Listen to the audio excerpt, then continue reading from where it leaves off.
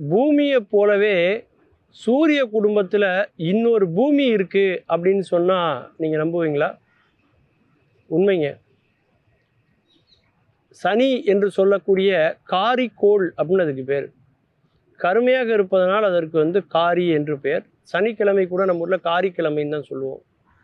அப்படி கருப்பாக இருக்கக்கூடிய அந்த சனி கிரகத்துக்குன்னு நிறைய நிலவுகள் இருக்குது. அந்த நிலவில் ஒரு நிலவு, அதாவது சனியினுடைய ஒரு துணைக்கோள் அப்படின்னு சொல்லலாம். அதில் இருக்கிறதுலே பெரிய துணைக்கோள் என்ன அப்படின்னா அதுதான் டைட்டன். இதில் கிட்டத்தட்ட இதை இன்னொரு பூமி அப்படின்னு நம்ம சொல்லலாம். பூமியில் நைட்ரஜனுக்கு அடுத்தபடியாக இருக்கக்கூடியது என்ன அப்படின்னா ஆக்சிஜன். டைட்டனில் நைட்ரஜன் தான் அதிகமாக இருக்குது. நைட்ரஜனுக்கு அடுத்து அதிகமாக இருக்கக்கூடியது என்னென்னா மீத்தேன்.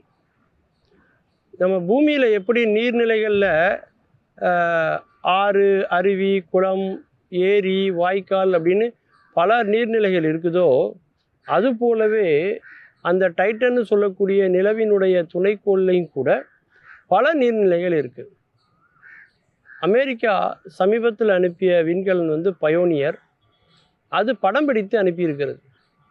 மொத்த டைட்டனை அதால் படம் பிடிக்க முடியல. ஏன்னா அதனுடைய மேகக்கூட்டங்கள்லாம் மறைத்து இருக்கிறதுனால அதை படம் பிடிக்க முடியல. அந்த மேகங்கள்ங்கிறது வேறு ஒன்றும் இல்லை, அங்கே உள்ள மீத்தேன் தான். நைட்ரஜன் அங்கே நிறைய இருக்குது. அந்த நைட்ரஜன், அந்த மீத்தேன்லாம் அங்கே நிறைய இருக்கிறதுனால ஆக்சிஜன் அங்கே குறைவு. ஆக்சிஜன் இல்லாதப்போ அங்கே எப்படி மனித உயிரினங்கள் வாழ முடியுங்கிறதா கேள்வி. ஆனால் அந்த நைட்ரஜன்லேருந்து ஆக்சிஜனை பிரித்து எடுக்கக்கூடிய உபகரணங்கள் எல்லாம் நமக்கு கிடைத்தது என்று சொன்னால் நம்மால் அந்த டைட்டனில் உயிர் வாழ முடியும், மனித குலத்தால் உயிர் வாழ முடியும். அதற்கான ஆராய்ச்சிகள்லாம் நடந்துகிட்ருக்கு. நாசா அதற்கான ஒரு வேலையை துவங்கிட்டாங்க. 2034 டைட்டனில் போய் இறங்க போகிறாங்க.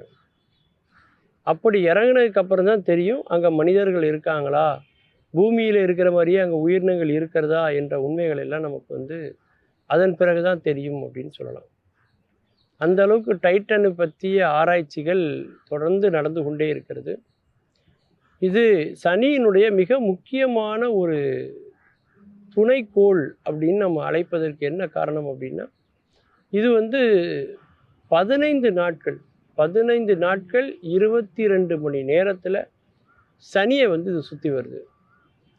சனிக்கு நிறைய துணைக்கோள்கள் இருந்தாலும் அதனுடைய சுற்றுவட்ட பாதையில் அது சனியை சுற்றிட்டு வந்தாலும் கூட மிக குறுகிய காலத்தில் சனியை சுற்றி வரக்கூடிய மிகப்பெரிய கோள் அப்படின்னு சொன்னால் இதை சொல்லலாம்.